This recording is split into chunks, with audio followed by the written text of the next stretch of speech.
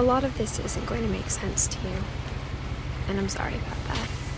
I'm just going to start at the beginning, with the house.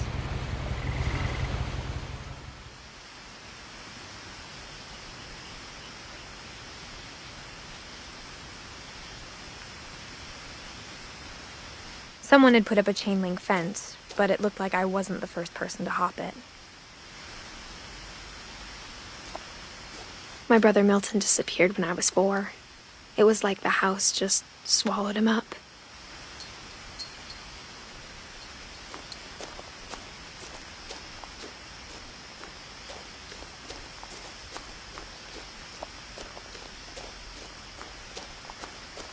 I lived here until I was 11, but I wasn't allowed inside half the rooms.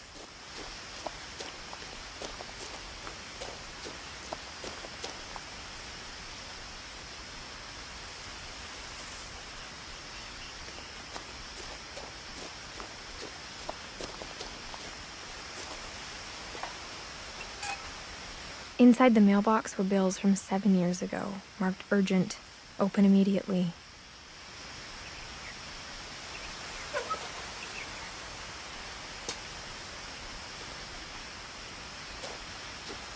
I hadn't been back since my brother Lewis's funeral.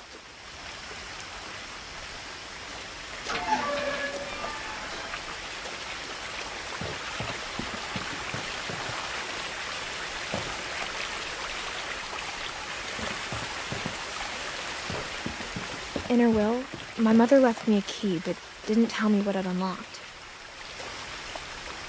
Maybe she thought I'd know, or she thought that the mystery would be enough to bring me back.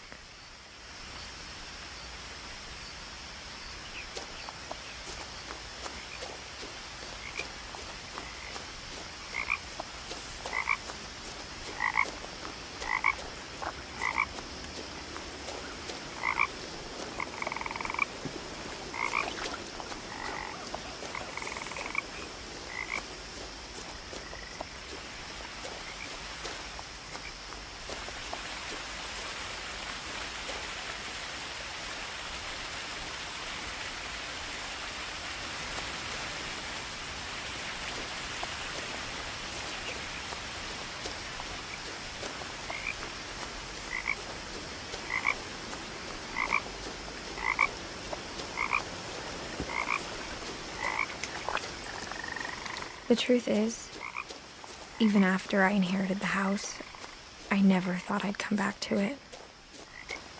But now I had questions about my family that only the house knew the answers to. The woods around the house have always been uncomfortably silent, as if they're about to say something but never do.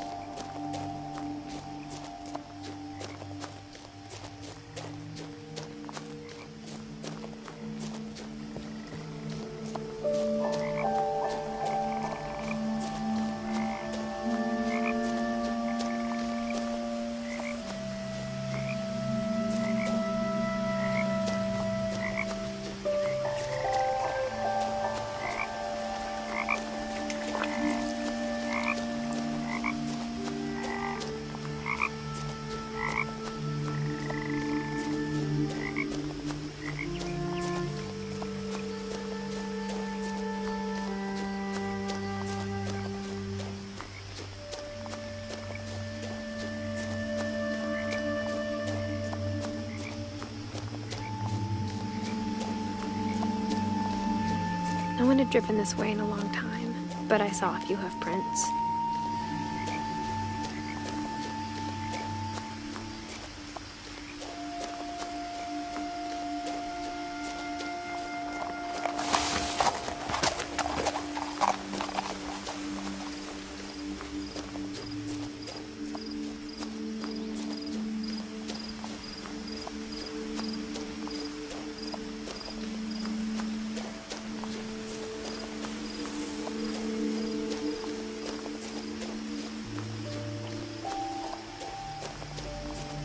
The house was exactly like I remembered it, the way I'd been dreaming about it.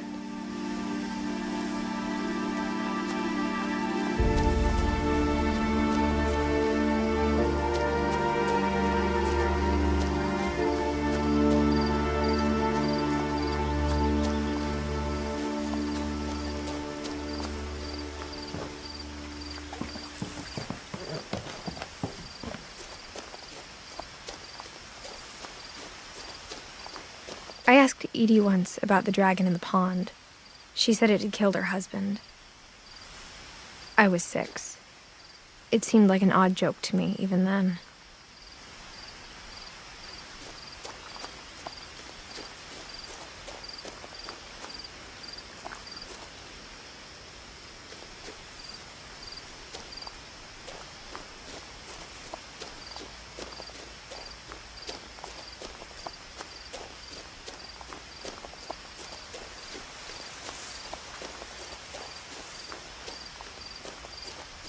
As a child, the house made me uncomfortable in a way I couldn't put into words.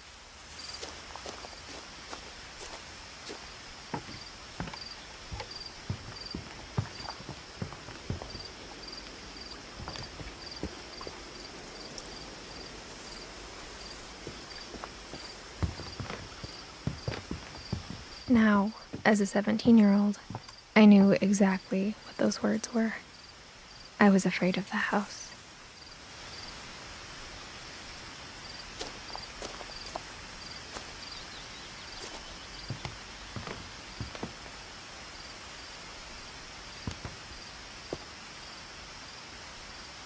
I hoped the key might unlock the front door. It didn't.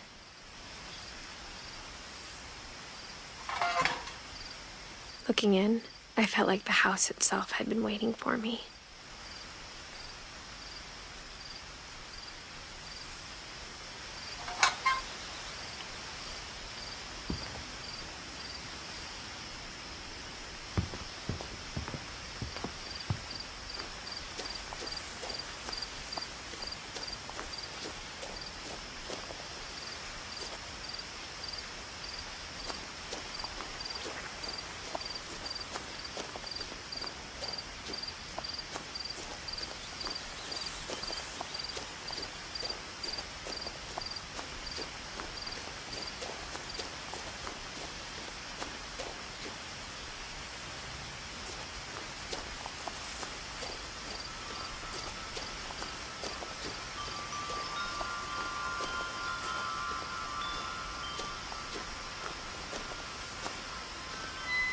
The house felt like it had always been here. Even the swing set was older than my mother.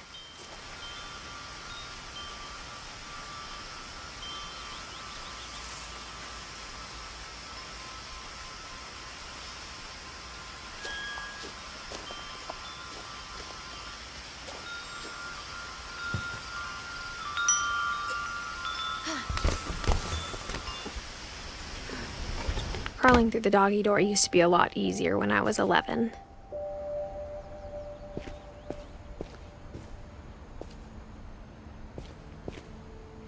The power had been turned off the night we left.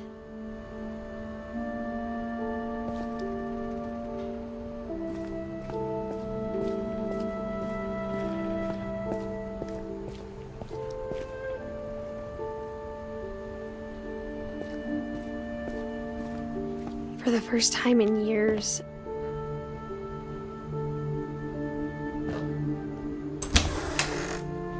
I felt like I was home.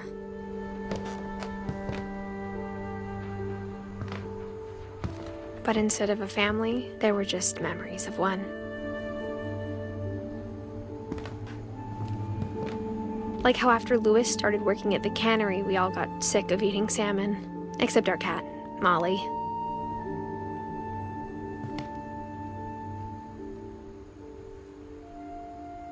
Or how only one restaurant would deliver to our house, so we had Chinese a lot.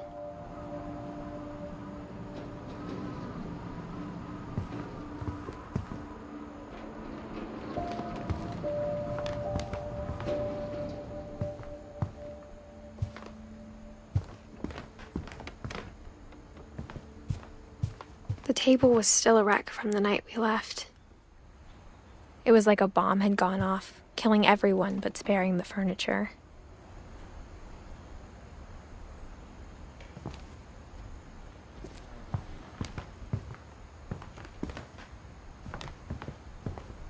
My mom was the only one of us who could imagine Great-Grandma Edie living in a nursing home.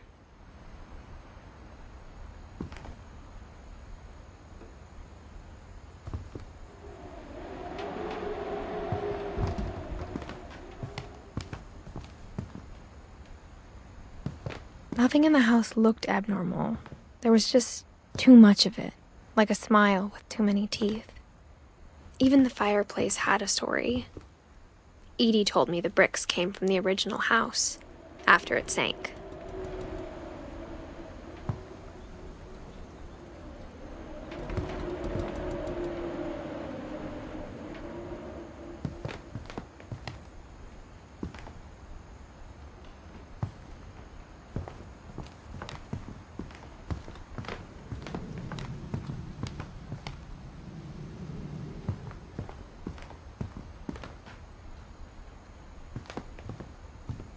Mom always told me to stay out of the basement, so I wasn't too surprised when the key didn't fit.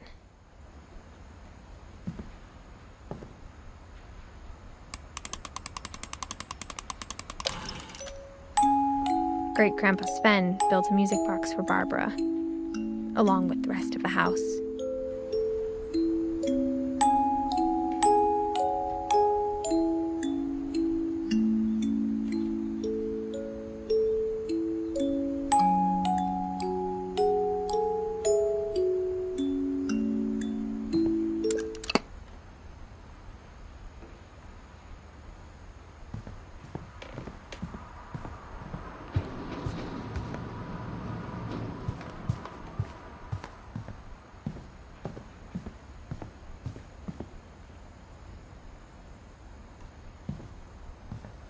My mom wasn't much of an optimist, but she never stopped believing that my brother Milton was alive.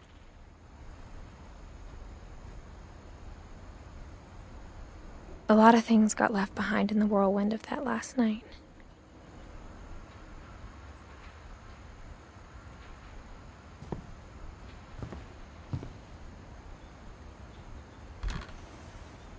Edie told me once that every Finch who ever lived is buried somewhere in the library.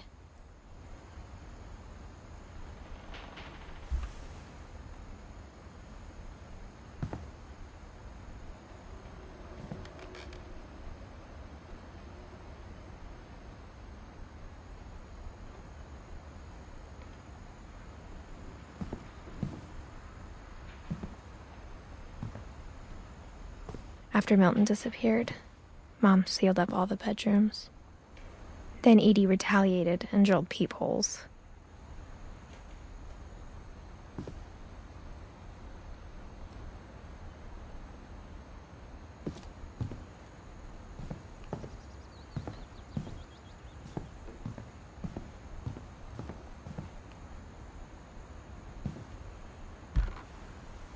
My Grandpa Sam spent 7 years sharing a room with his dead brother, Calvin.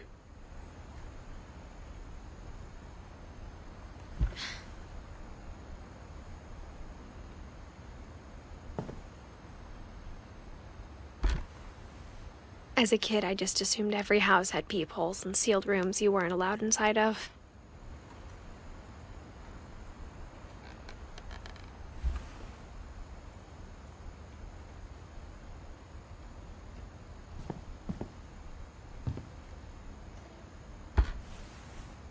The last time I was in Edith Sr.'s room, I was 10 and she was painting my portrait.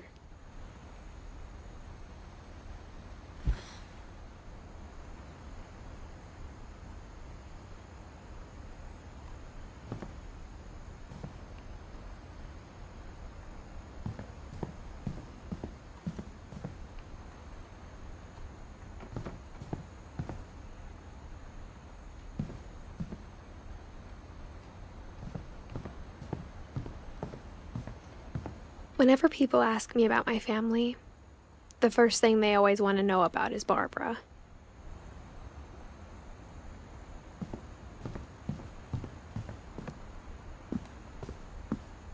Mom must have locked the third floor stairs on the night we left.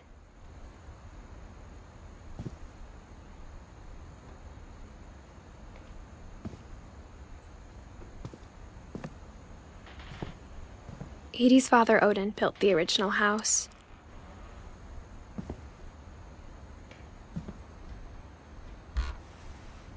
Barbara was a child star for 2 years, until America grew out of it.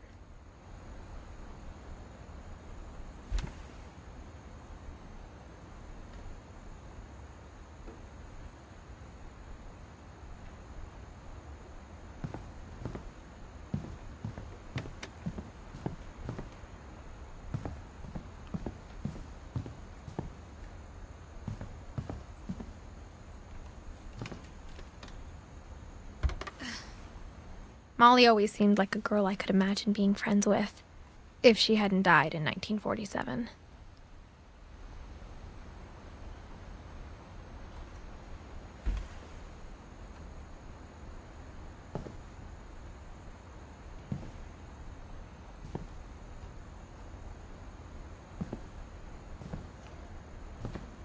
I spent a lot of time playing in Great Uncle Walter's room. I think my mom sometimes regretted not sealing it up.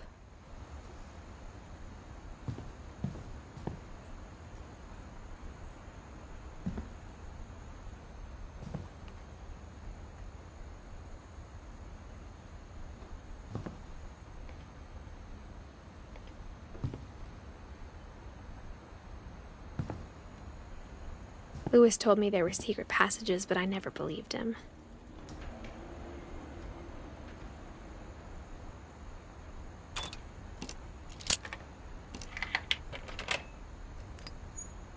Turns out, my mom was really good at keeping secrets. Now it was time to find out what my mom had been afraid of.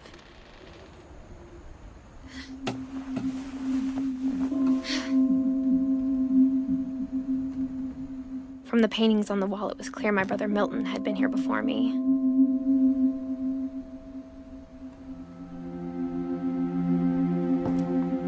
Reading this, maybe it sounds like I had a plan, but I had no idea what was behind that door.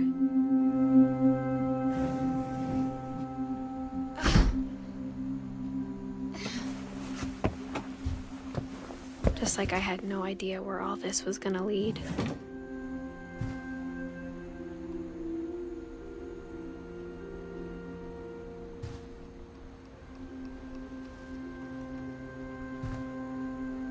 I grew up looking at Molly's room through the peephole.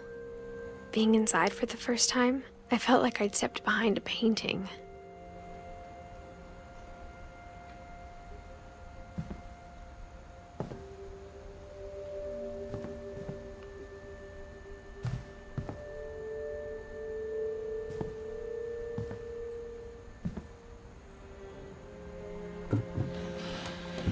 Molly's gerbil had a tiny bedroom with its own even tinier gerbil cage.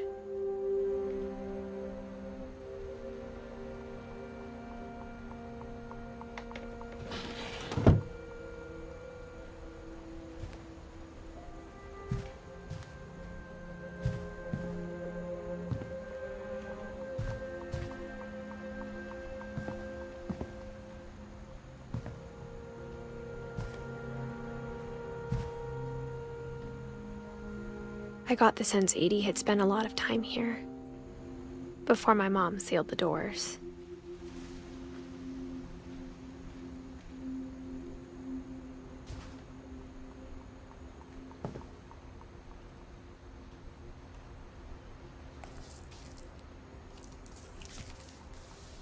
December 13th, 1947. Dear Diary, I'll be gone soon, but I wanted to tell somebody about what's gonna happen. It started when Mom sent me to bed without dinner. I woke up and I was starving, so I looked around for something to eat.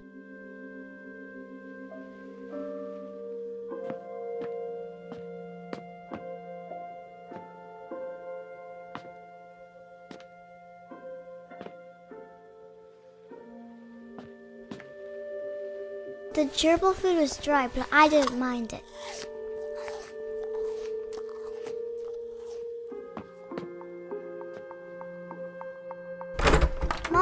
I come out now? Sweetheart, it's late. Go to sleep.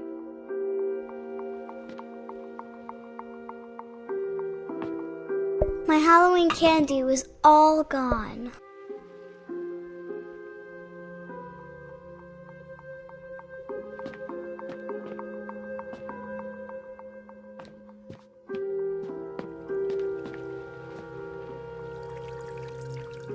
I thought about eating Christopher, but I held back.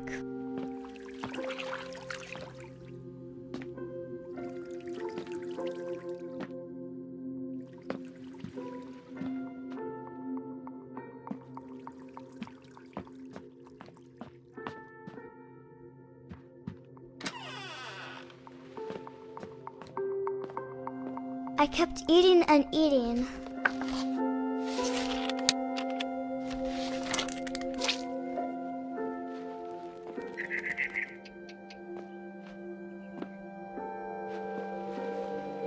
I ate a lot of things that night.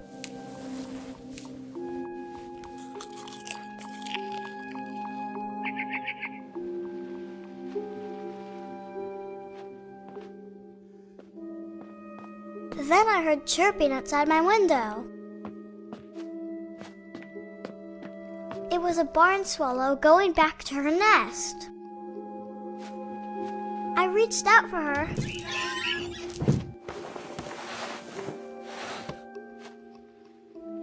And suddenly, I was a cat.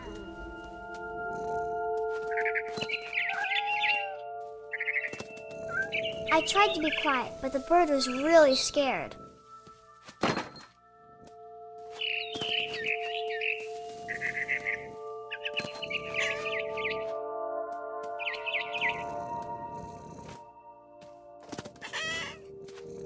Mom and Dad didn't even look at me.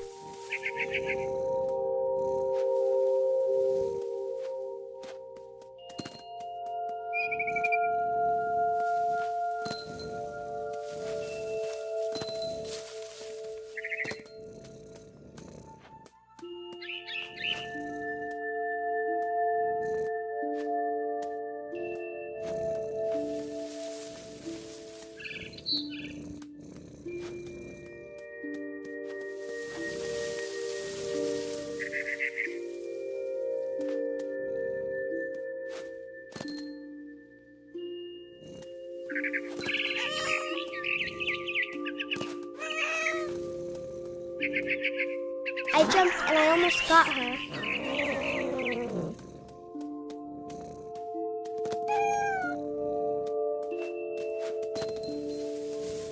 I could tell she was getting really tired. Now I was up in the big tree. I promised Dad I wouldn't climb it anymore. All I cared about was eating that mama bird.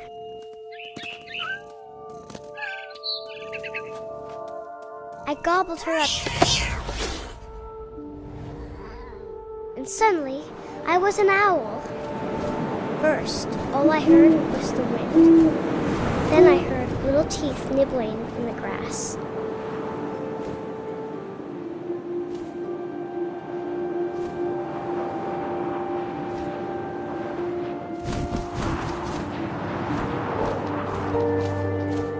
Rabbits.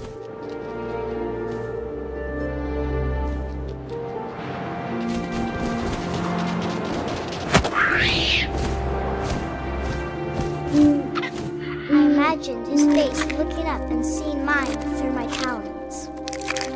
I swallowed him up, and I didn't chew one bit.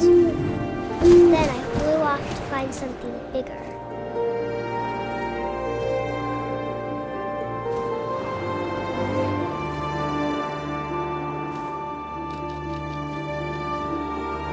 A mama rabbit.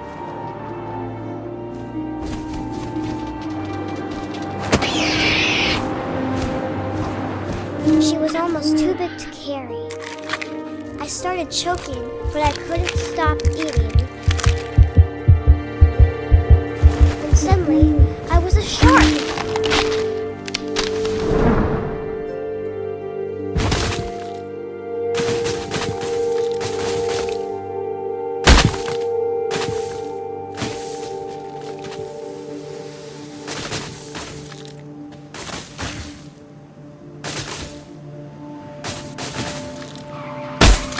I rolled off a cliff and into the ocean. Now, I was hungrier than ever.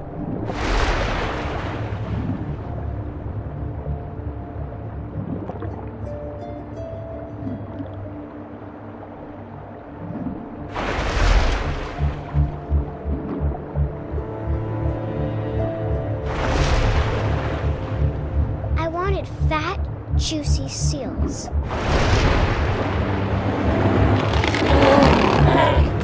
I tore off her flipper, and it tasted really good.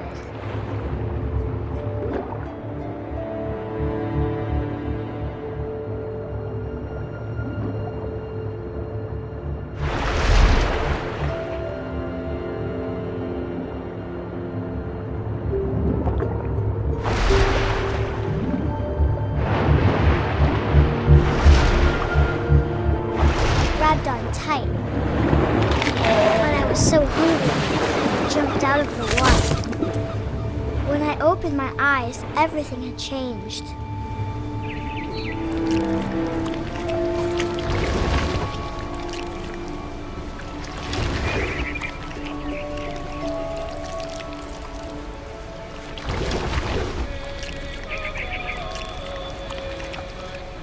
Now I was a monster, and I smelled people everywhere.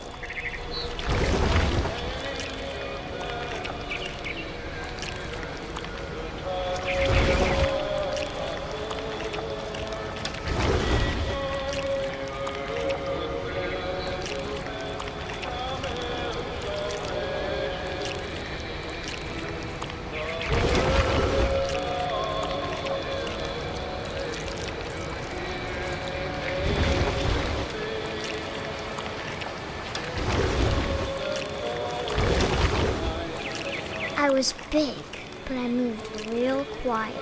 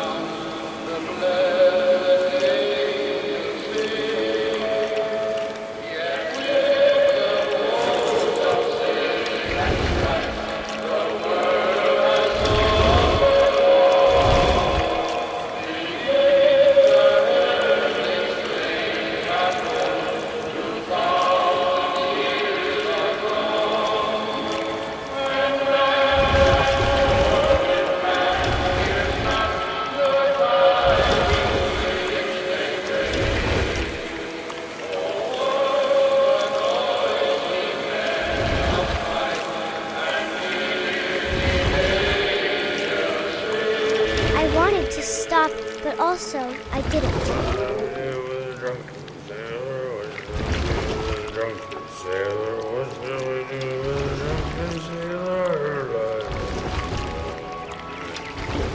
His belly was rusty, his belly was rusty, his belly was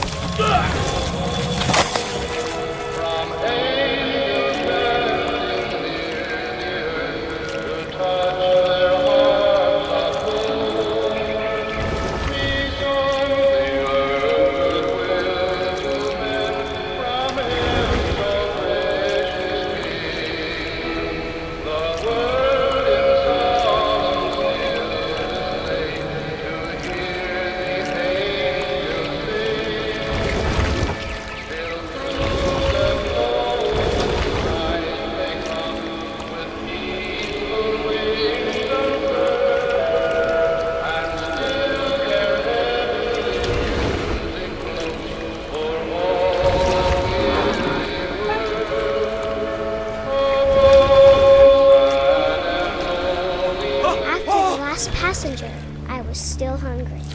And to cross the water, I smelled something new. Something I had to have, so I swam towards it.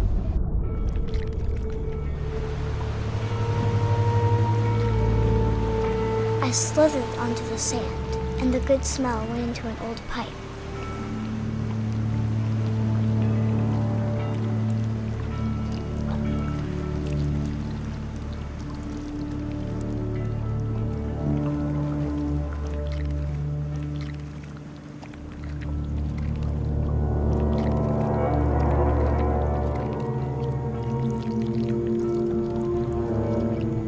got closer and closer.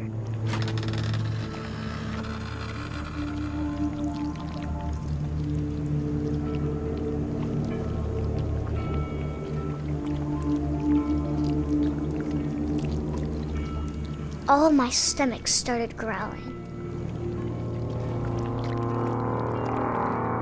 And suddenly, I was me again. I held my breath for a long time, but I couldn't hear anything.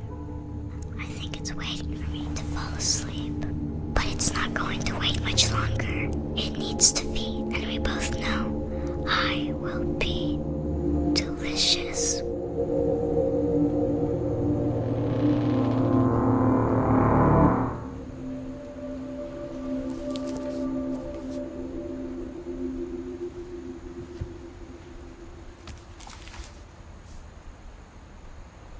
I'm not sure if I believed all of that, but I'm sure Edie would have.